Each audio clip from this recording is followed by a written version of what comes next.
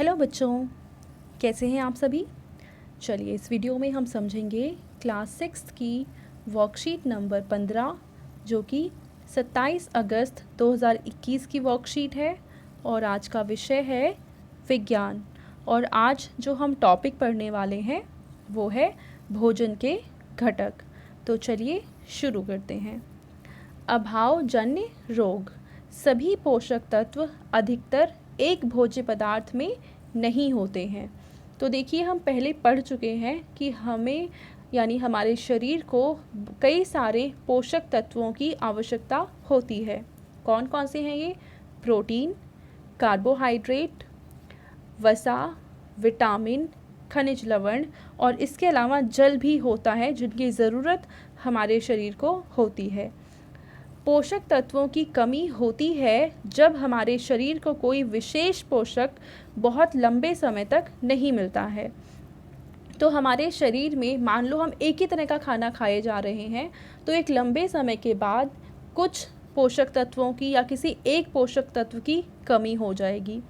यदि पोषक तत्व की कमी एक या अधिक पोषक तत्व के कारण होती है तो बहुत सारी बीमारियां या विकृतियां हो जाती हैं। यानी हमारे शरीर में एक से ज़्यादा अगर पोषक तत्वों की कमी हो जाएगी तो उससे जुड़ी हुई कई सारी बीमारियां हमें हो जाएंगी।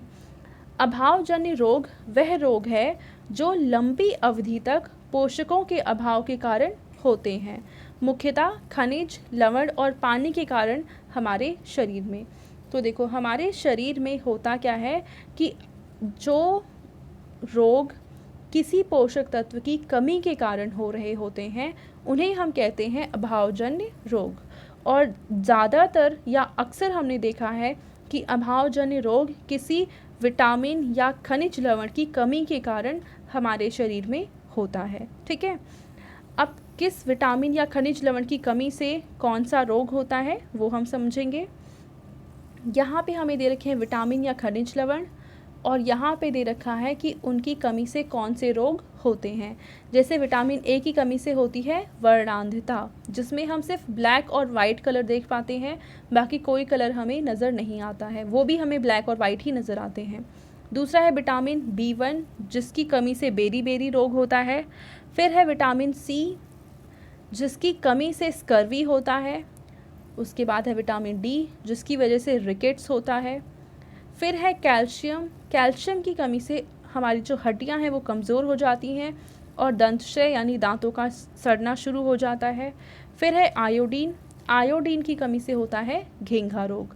आपने देखा होगा शायद टीवी एड्स वगैरह में कि बाई चांस किसी व्यक्ति के गले में एक बॉल जैसी संरचना बाहर निकल जाती है तो उसी को हम कहते हैं घेंघा रोग।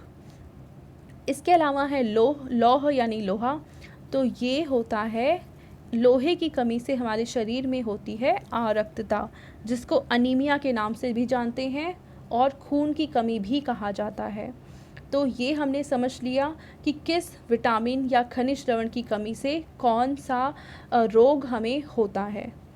अब इसके बाद हमें कुछ प्रश्नों के उत्तर लिखने हैं। जैसे पहला प्रश्न, उस विटामिन और खनिज लवणों का नाम लिखिए जिनकी कमी के कारण बीमारी या विकृतियों के लक्षण नज़र आते हैं। पहला, गले की ग्रंथि में सूजन। तो हमें बताना है कि ये जो बीमारी है हमें किस विटामिन या खनिज लवण की कमी से होती है।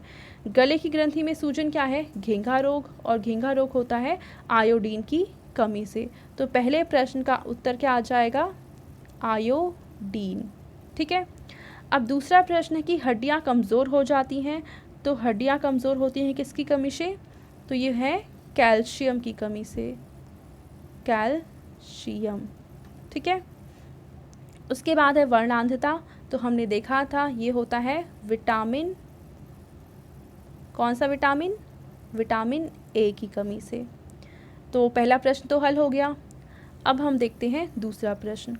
तो दूसरे प्रश्न में क्या कहा है कि नीचे दिए गए शब्दों को पुनर्व्यवस्थित करके उन बीमारियों को पहचानिए जो विटामिन और खनिज लवणों की कमी के कारण होती हैं।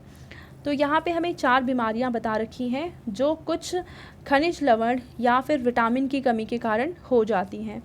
पर इनको सही से लिखा नहीं है, आगे पीछे कर दिया गया है, तो हमें इनको ठीक से लिखना है। तो हमें सबसे पहले देखो ये दे रखा है रीबे रीबे, तो इससे कोई बीमारी आपको समझ में आ रही है?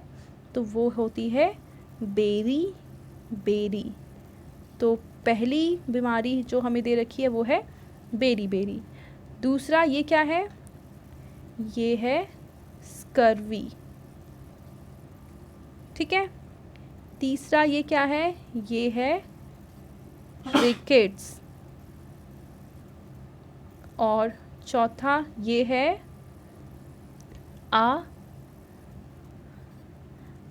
रक्तता, ठीक है। तो ये है रक्तता। तो ये थी 4 बीमारियां जो हमें दूसरे प्रश्न में दे रखी थी। आई होप ये वर्कशीट आप सभी को बहुत अच्छे से समझ में आ चुकी होगी। Thank you.